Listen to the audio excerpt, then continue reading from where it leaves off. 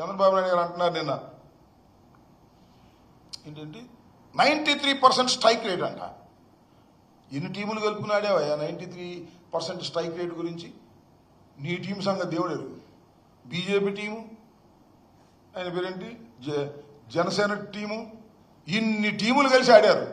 అందుకని నీకు 93 స్ట్రైక్ రేటా కనపడుతుంది. సింగిల్ గారా బ్యాటింగ్, సింగిల్ గారా నాయన?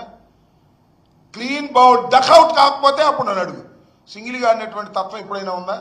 ఎప్పుడు చంద్రబాబు నాయుడు గారు ఎన్టీ రామారావు గారిని వెన్నుపోటు పొడిచిన దగ్గర నుంచి ఎవరొకరి మీద ఆధారపడి రాజకీయాలు చేయటమే తప్ప సింగిల్గా వచ్చినప్పుడల్లా నువ్వు చితకబాదిన సందర్భాలే తప్ప ఎక్కడైనా ఎప్పుడైనా సింగిల్గా లేకోకుండా గెలిచినటువంటి సందర్భం ఉన్నదా?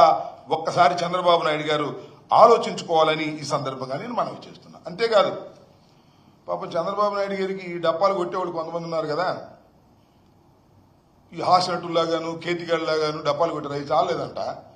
ఇంక నిజంగా పొగిడేవాళ్ళు ఎవరు లేక ఆర్టిఫిషియల్ ఇంటెలిజెన్సీతో చనిపోయిన స్వర్గీయుడైనటువంటి ఈ పార్టీని, అంటే తెలుగుదేశం పార్టీని స్థాపించినటువంటి ఎన్టీ రామారావు గారి చేత ఆర్టిఫిషియల్ ఇంటెలిజెన్సీతో మాట్లాడించేటటువంటి ఒక కార్యక్రమం చేశారు. అది మీరు అందరూ చూసే ఉంటారు. ఎన్టీ రామారావు గారు చెప్తున్నాడు, చంద్రబాబు చాలా గొప్పవాడు, హైదరాబాద్ నిర్మించినటువంటి వ్యక్తి అని డప్పా కొట్టే కార్యక్రమం. అంతేకాదంట, P4తో పేదరికాన్ని రూపుమాపడానికి ఉద్భవించినటువంటి వ్యక్తి మా అల్లుడు చంద్రబాబు నాయుడు అని చెప్తున్నాడు. ఆర్టిఫిషియల్ ఇంటెలిజెన్సీతో చెప్తున్నాడు. అసలు ఆయన ఏమన్నాడయ్యా?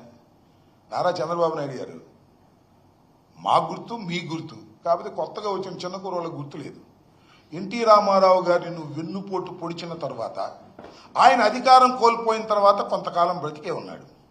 అప్పుడు ఏం మాట్లాడాడో ఇప్పుడు సోషల్ మీడియాలో వైరల్ అవుతుంది. నువ్వు ఎప్పుడైతే ఆర్టిఫిషియల్ ఇంటెలిజెన్సీతో ఎన్టీ రామారావు గారి చేత మాట్లాడించినట్టుగా నాటకం ఆడావో, మోసం చేయడానికి ప్రయత్నం చేశావో, మరి సోషల్ మీడియా పవర్ఫుల్గా ఉంది కదా, అప్పుడు ఎన్టీ రామారావు గారు మాట్లాడిన మాటలన్నీ కూడా ఇప్పుడు వైరల్ చేస్తున్నారు. జమాతా దశమగ్రహ అనే దానిలో అప్పుడు ఏం మాట్లాడాడో మీరు ఇప్పుడు లేదు, అవైలబుల్గా నా దగ్గర తయారుగా లేదు. మీరు ఒకసారి చూస్తే సోషల్ మీడియాలో, వీడియోలో, యూట్యూబ్లో వస్తుంది. చంద్రబాబు నాయుడు గారు చనిపోయే ముందు ఒక ఇంటర్వ్యూలో చాలా స్పష్టంగా చెప్పాడు, ఔరంగజేబులాగా తండ్రిని, కుటుంబాన్ని నాశనం చేసి రాజకీయాల్లోకి రావాలనుకున్నటువంటి వ్యక్తి మా అల్లుడు. చిచి, ఆయన పేరు కూడా నేను ఎత్తను, ఒక దుర్మార్గుడు అని బహు రకాలుగా దూషించాడు పాపం చంద్రబాబు నాయుడు గారిని ఎన్టీ రామారావు గారు. బాధతో, తను దించేశాడనే బాధతో, కుట్ర చేశాడనే బాధతో మాట్లాడినటువంటి మాటలు ఇవాళ వైరల్ అవుతున్నటువంటి. ఒక్కసారి చంద్రబాబు నాయుడు గారు మీరు కూడా ఏదైనా అవకాశం ఉంటే చూడండి అని కూడా ఈ సందర్భంగా నేను మనవి చేస్తున్నా. సరే, ఎన్టీ రామారావు గారి పేరు చెప్పి ప్రాంగణం అంతా బ్రహ్మాండంగా ఎన్టీ రామారావు గారు పుట్టినరోజుని అది నేను చెప్పారు కదా. అసలు నందమూరి వంశం నుంచి ఒకళ్ళన్నా ఉన్నారండి డ్యాష్ మీద? బాలకృష్ణ కూడా లేడు. మరి ఎందుకు లేడు? మరి నాకు షూటింగ్ పోయాడు ఏమో నాకు తెలియదు. చివరికి బాలకృష్ణ గారు కూడా లేరు. నందమూరి కుటుంబం నుంచి ఒక్కరు కూడా డ్యాష్ మీద కనపడలా. నందమూరి కుటుంబపు మహానాడులా నారావారి కుటుంబపు మహానాడులాగా తయారైపోయినటువంటి సందర్భాన్ని కూడా మనం ఇక్కడ చూసామని మనం చేస్తున్నాం. అంతేకాదు, ఎన్టీ రామారావు గారి మీద అమితమైన ప్రేమ, భక్తి ఉన్నట్టుగా నటిస్తుంటాడు నారా చంద్రబాబు నాయుడు గారు. ఆయన అధికారంలో లేనప్పుడు పెద్ద పెద్ద గావు కేకలేస్తాడు, చూశారుగా మీరు. ఎన్టీ రామారావు గారి భారతరత్న ఇవ్వాలి అని.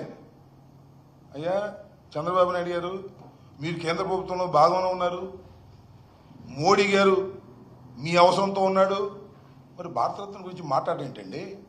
ఆయన చేత ఆర్టిఫిషియల్ ఇంటెలిజెన్సీతో మిమ్మల్ని పోడించుకోవడమే తప్ప పాపం చనిపోయిన ఆయన, ప్రాణం లేనైనా, పైలోకాల్లో ఉన్నాయన ఆయన చేత పొగిడించుకోవడమే తప్ప భారతరత్న ఇవ్వాలి అనేది మీ డిమాండే కనిపించదే. ఇప్పించే శక్తి మీకుందే, ఎందుకు ఇవ్వలేకపోతున్నారు? ఇంతకన్నా మోసం ఏమైనా ఉంటుందా అనేది ఒక్కసారి నారా చంద్రబాబు నాయుడు గారు ఆలోచించుకోవాలి. ప్రజలు అసలు ఏమనుకుంటున్నారో కూడా మీరు ఆలోచించుకోవాలని ఈ సందర్భంగానే మనవి చేస్తున్నా.